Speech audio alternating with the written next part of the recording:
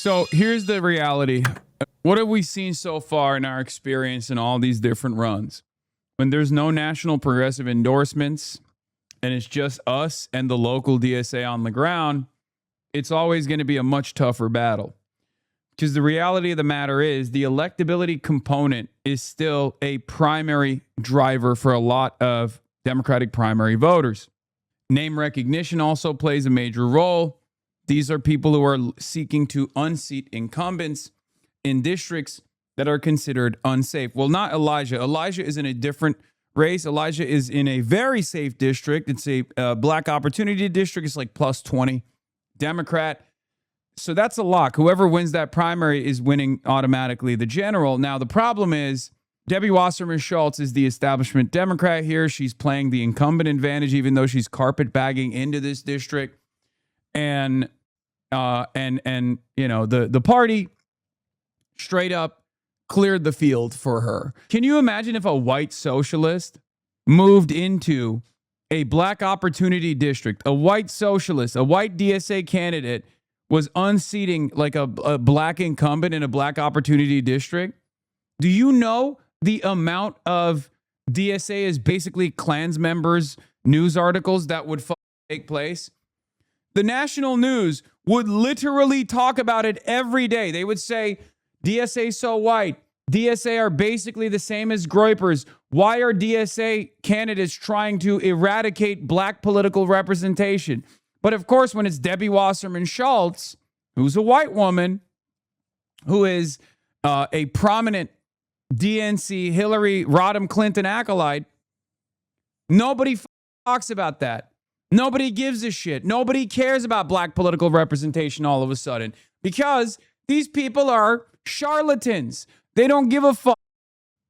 Debbie Wasserman Schultz is, again, unbelievably reactionary on many issues.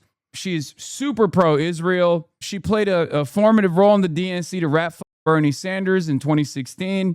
Yeah, DNC chair from 2011 to 2016. This would have been a fantastic opportunity to unseat and put a young progressive in this, young black progressive in this black opportunity district.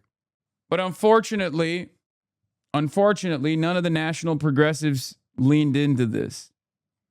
None of the national progressives actually talked about it. Debbie Wasserman Schultz has a massive war chest. She also is a prominent establishment Democrat. So these are tough races. So tomorrow's primary day in Florida. One of the races to watch is in the state's 20th congressional district. Congresswoman Debbie Wasserman Schultz running here after Republicans redrew the congressional map. Yeah, the problem here is Elijah Manley was the one that is the highest likely, had the highest likelihood to unseat Debbie Wasserman Schultz. Okay? But none of the other candidates actually dropped out to consolidate support behind him. So there's a lot of vote splitting that's going to take place here. He still has the best chance, but it's unfortunate that, you know, I suspect that there was a little bit of engineering there where they just refused to drop out and back him. And now there's going to be some vote splitting. I don't know if it's ego. I don't know if it's establishment Democrats that wanted to coordinate it on purpose to make sure that Debbie Wasserman Schultz's chances were better overall. It's just very blackpilling. It's very frustrating. She is seeking her 12th term in Congress. She is the former chair of the DNC, and my next guest hopes to unseat her. 27-year-old Elijah Manley joins me now. He is a self-described socialist. His positions include Medicare for all and abolishing ICE. Elijah, thank you very much for joining me today. It's good to have you. Thank you for having me, Martha. Thank you. I want to play this from earlier today. This is Rahm Emanuel, obviously a very prominent member of the Clinton administration and someone that some people think may seek higher office. Here's what he had to say about the DSA or socialist candidates running now. The Democratic Socialists, 3 weeks ago in Chicago, they had a convention. Run on your own ticket. If you're confident people want it, we'll see you in November. Why is this black district going to vote for her? She's the establishment pick. So she has relationships with a lot of community leaders. That plays a big role. Name recognition, machine politics, and also on the tail end, she doesn't have to win the majority. She just needs a plurality, because on the other side, you have 4 black candidates going up against one another. That's going to obviously split the rest of the votes that are going in favor of, like, pushing for a black candidate. That's it. It's classic. It's a clear rat operation. If you think they want defunding the police, letting prisoners out, I'll see you in November on the ballot. And if you're confident that that's what people want, go for it. So what do you say to him, Elijah? I think Rahm Emanuel should just be quiet.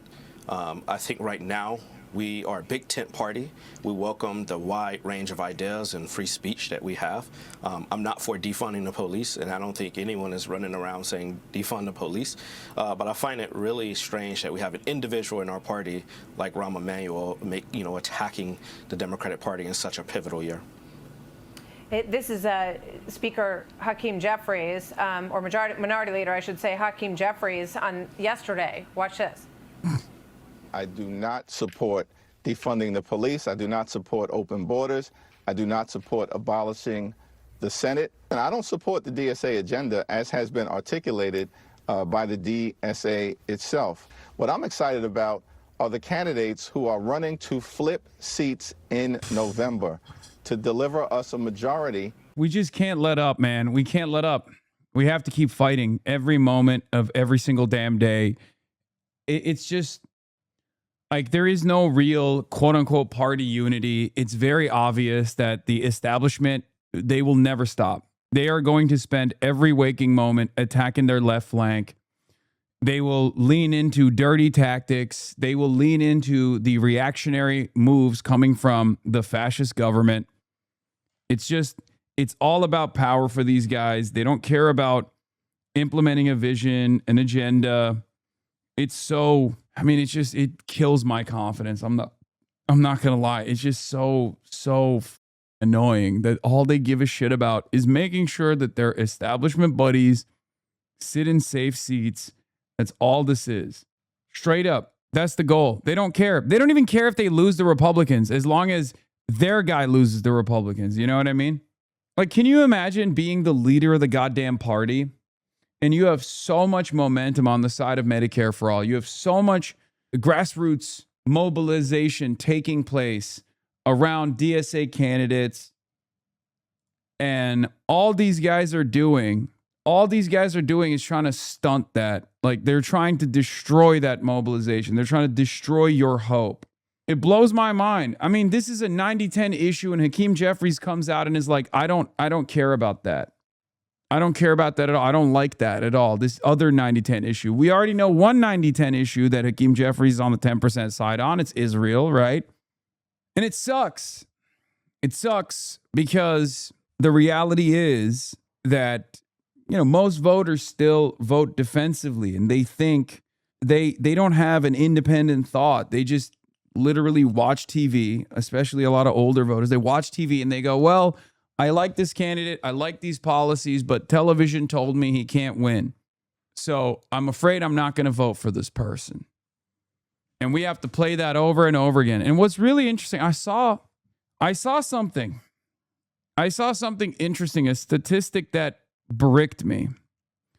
I believe in like 2016 when they polled Democratic Party primary voters, a tiny percentage of them said that they were voting for electability. By 2020, that number had gone up to 64%. I was encouraged by Michigan leaders getting together behind Abdul, but since then, they haven't done much to help him, and the DSCC isn't exactly encouraging. I know. It's just never ending, man. We have to wait for the boomers to die then? No. There's plenty of kind-hearted boomers, plenty of sympathetic boomers. The problem is the boomers are more malleable. We're not waiting. We're just pushing. Dirty break this time, dirty break time. Man, shut your bitch ass up, okay? Shut the up.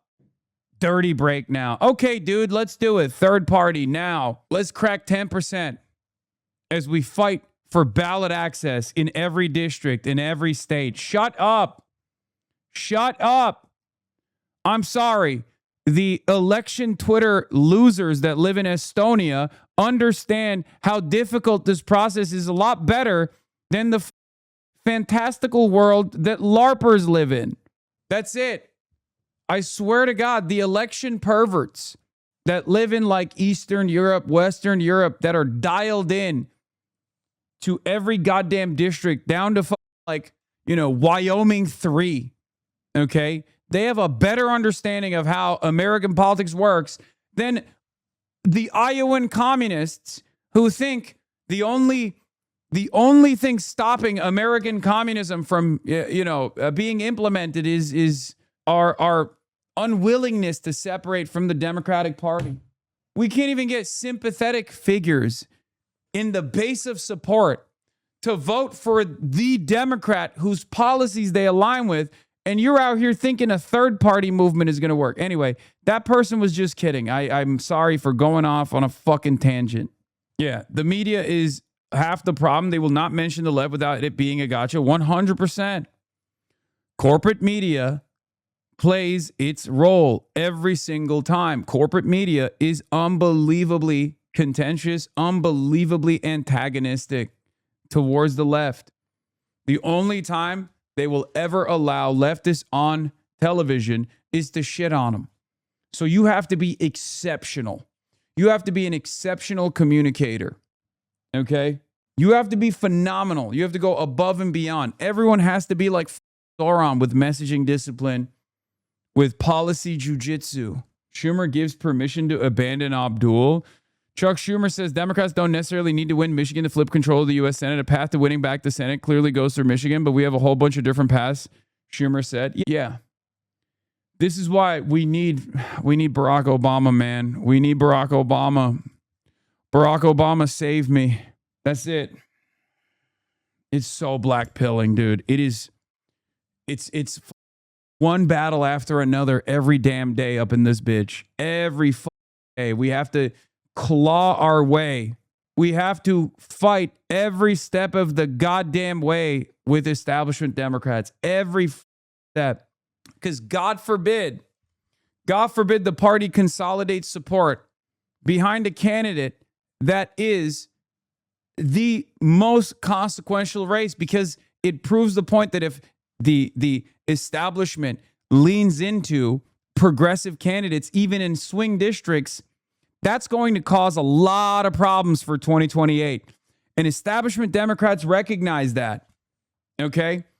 Establishment Democrats recognize that if the entire party shifted its weight around to push for Abdul, and we brought in the low propensity voters and the high propensity voters that are going to come out and vote for Abdul al-Sayed regardless, if we had a unified front, Republicans would never have a shot in Michigan. So instead of allowing that victory, the establishment is basically saying, you don't have to really push for Abdul, it's fine, signaling that they're not going to lean into that and instead dump all this investment into James Tallarico, which is a far riskier race. If we go into 2028, or not 2028, but if we go into the midterm season with the rest of the party refusing to back Abdul al-Sayed and setting up additional hurdles in front of him because they don't want him to win, and then put so much money and so much effort in the direction of James Tallarico, and then the Texas freaks end up voting for Ken Paxton and he wins by an ass hair, I am going to lose my mind. You might not be surprised to know that the Schumer article mentions you. These people, man, these people, they are demonic. I swear to God. I had a little bit of confidence initially. I had a little bit of confidence that they were going to do a full push behind Abdul. I am definitely worried. It's not like Abdul al-Sayed is a socialist either. That's what's so crazy about it. He's not a socialist. He's a capitalist, and they still won't back him. What are we doing, man? What are we doing? Are we the party? Are we the anti-Trump party?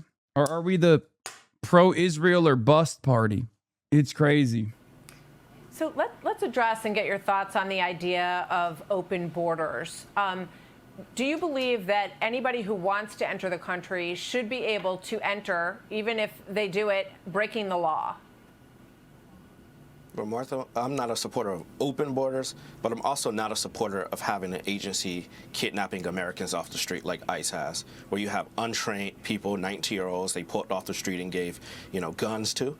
That's not how we do things in America. I think that we need to have law and order, but the only way to have law and order is to have trained individuals following the law. These are paperwork violations for the most part. The data doesn't show that you have mass amounts of immigrants killing people. Some people show anecdotes and the one-off incidents, but the fact is, we had good bipartisan legislation that Democrats tried to get passed through the Congress, and unfortunately, Donald Trump killed it. Let me ask you this. First of all, as you know, ICE would dispute what you're saying there. I've spent time with ICE agents in Texas. They're hardworking. They're upholding the laws that exist on the books. Yeah, hardworking to do crimes, dude. Yeah, okay. I don't give a shit that they're hardworking. They're causing chaos. They're a lawless, unaccountable rogue agency operating at the behest of the president, who's a psycho himself. Doesn't matter if they're working hard. That if you enter the country illegally, and especially if you have a criminal record or a detainer against you, you have to be removed. And when they wake up in the morning and they show up at work, they have assignments that are given to them to remove people who are criminal or who have remove orders against them. Do you have any problem with someone who fits that criteria being apprehended and removed from our country? Well, I just don't think it's a good idea to take someone who committed a murder and say, go back home and live free and enjoy the rest of your life. If someone comes to this country and they commit murder or violence, we have American jails that we can put them in and make sure they never see daylight again. But the idea that, we pick somebody off the street that committed murder, and by the way, it's not that many people we're talking about here. We're talking about a very small number of people with these criminal records. That may be, most people that come in this country don't have criminal records. Okay, so let's talk about the specific instances where they do, because there have been thousands of people who have. ICE is not a regular law enforcement agency. They have no crime or criminal apprehension jurisdiction.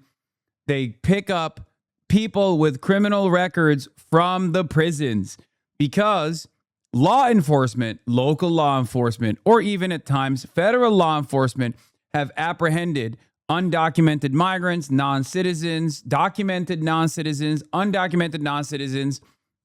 If they've done crimes, it's the regular law enforcement that actually packs them up.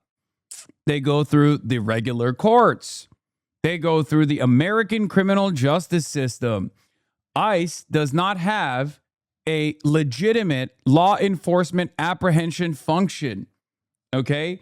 ICE's job, both on paper and, in theory and in practice, is to follow through on paperwork violations.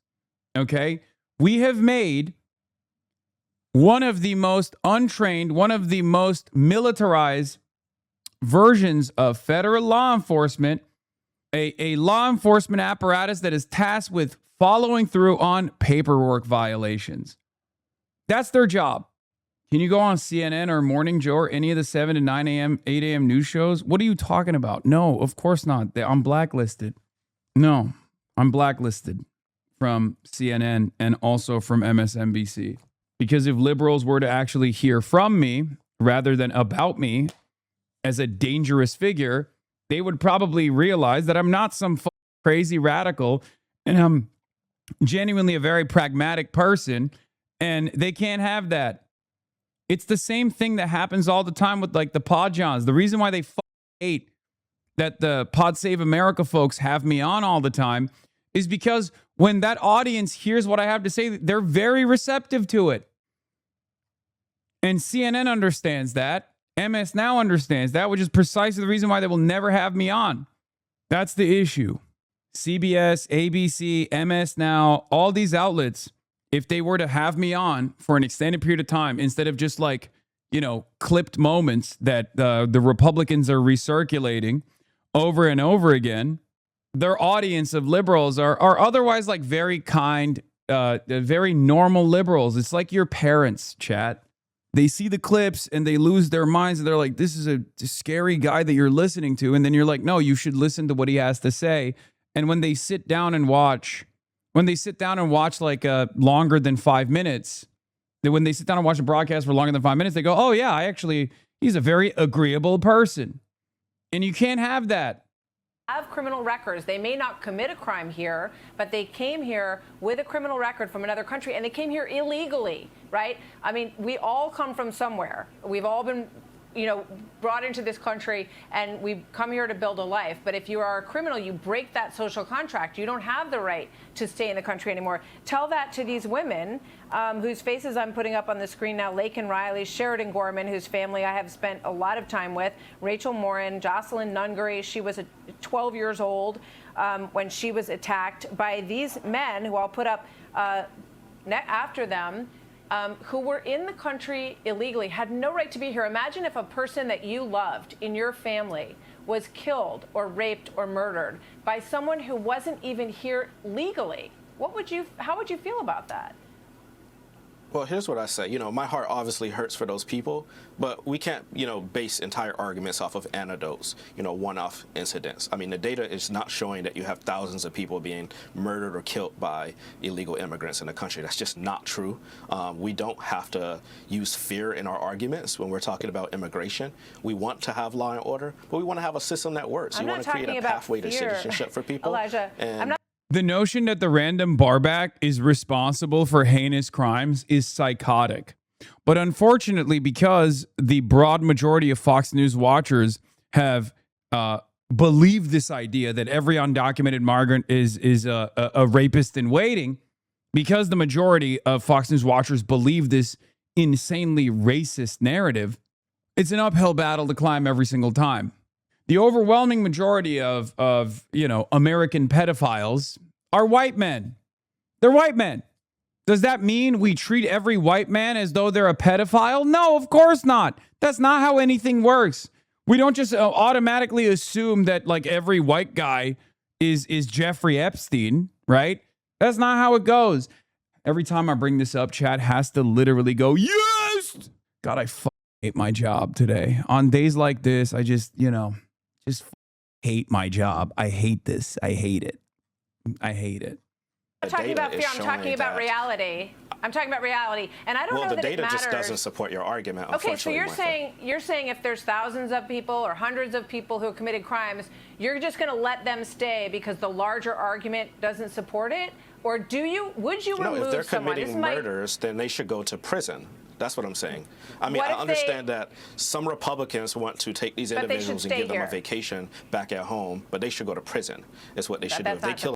Yes, that's the good line. That's it. He's doing it again. I don't want to give murderers a free ride back home. Okay? It's ridiculous. You do a crime on U.S. soil, you get apprehended by U.S. law enforcement, you go through the American courts, and you go to American prison. What are we doing? What are we doing? An American, they should go to prison. But Republicans want to give them a vacation and take them to another country in the Latin American. I don't think anyone wants to give them a. Dude, it's awesome. See, it bricked her. She has no response to that. You see that? She has no response. Told you. Gagged her ass, dude. Yeah, she's waffling because she has no response because she's never heard someone speak Haganese. We know how to speak Haganese, okay? I speak it fluently. That's the other reason why Fox News won't have me on either. Put me up there. I'll speak Hog. I'll speak fluent Chud, okay? I'll speak fluent Chud. Law and order. Talk about emptying prisons. No, I want to put my prison. Talk about emptying prisons. Guess what? I want to put the Epstein class in prison, okay? We got to do law and order. Look at how lawless this goddamn president is.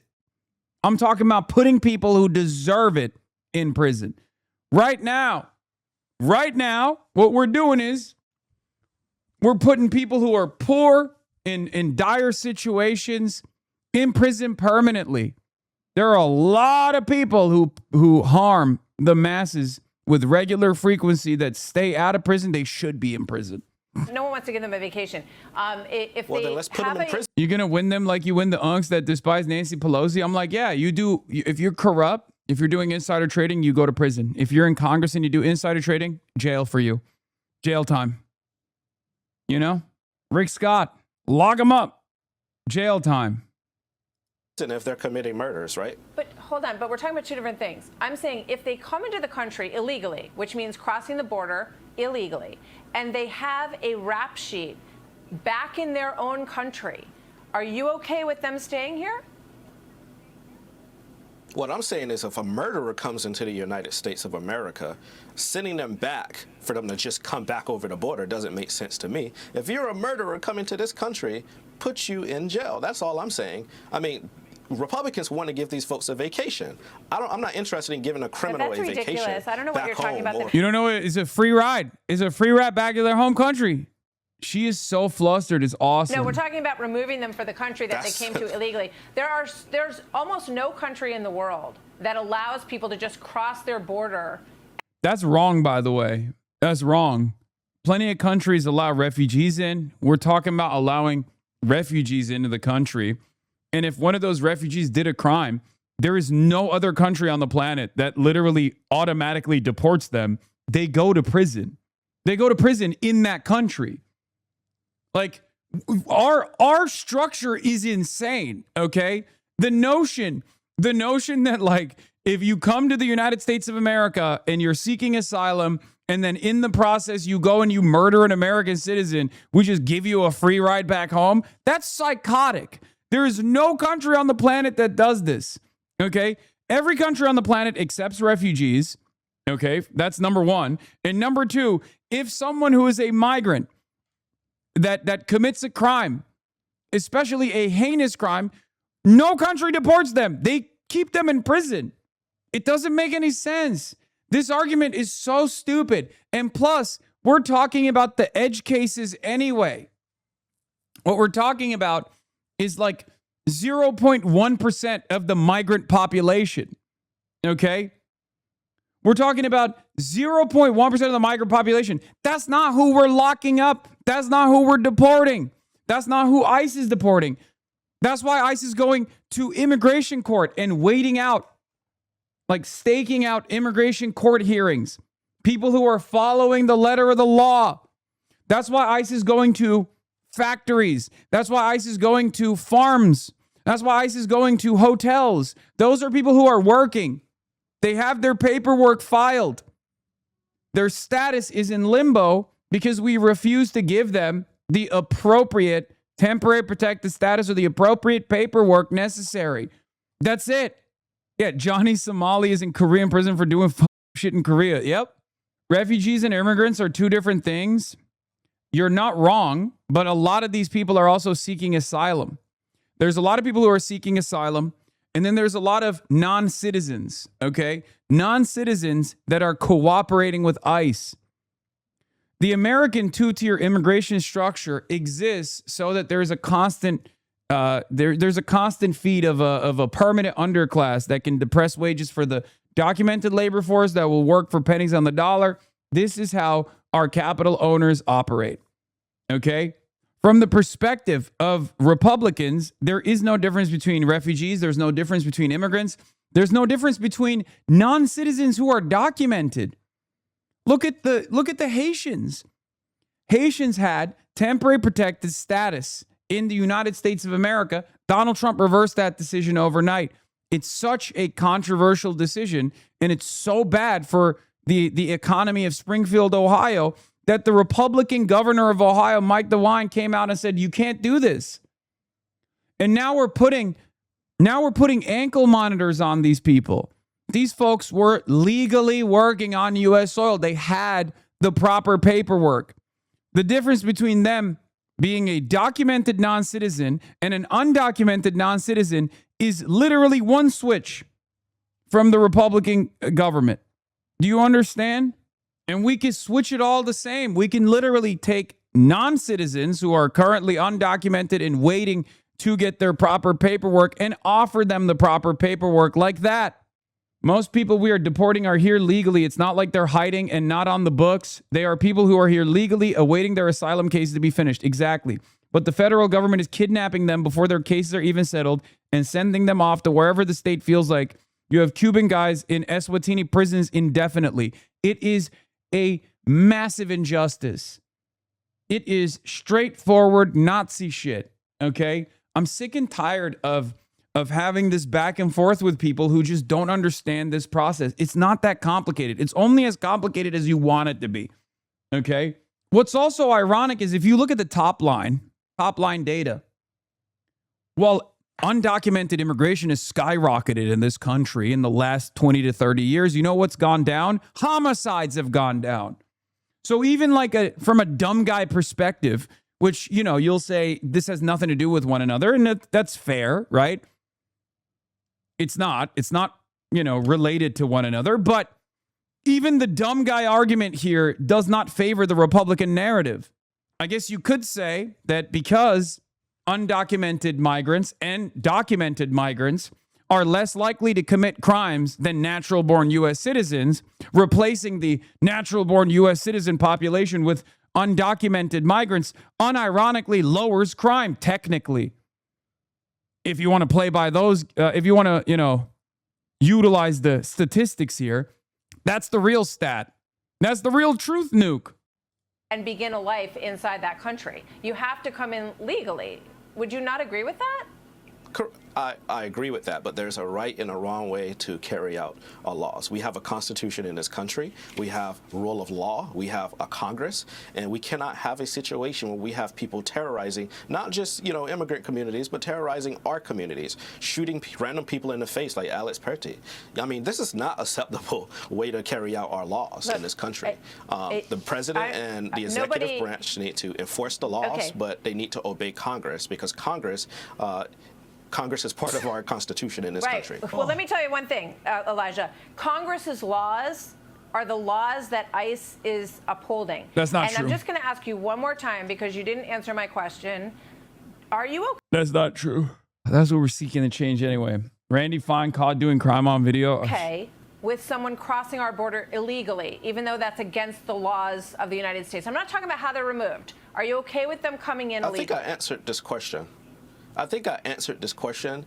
We have to enforce the laws that we have on the books if someone's coming into the country illegally. Okay, so they should be removed. There is a right and a wrong way to enforce the law. We cannot shoot people in the street. We cannot kidnap Americans off the street indiscriminately. You may be okay with that. I'm not okay with that, Martha. No, I'm not okay with anyone being removed indiscriminately. I'm okay with the laws being upheld, and I'm okay with people doing their jobs.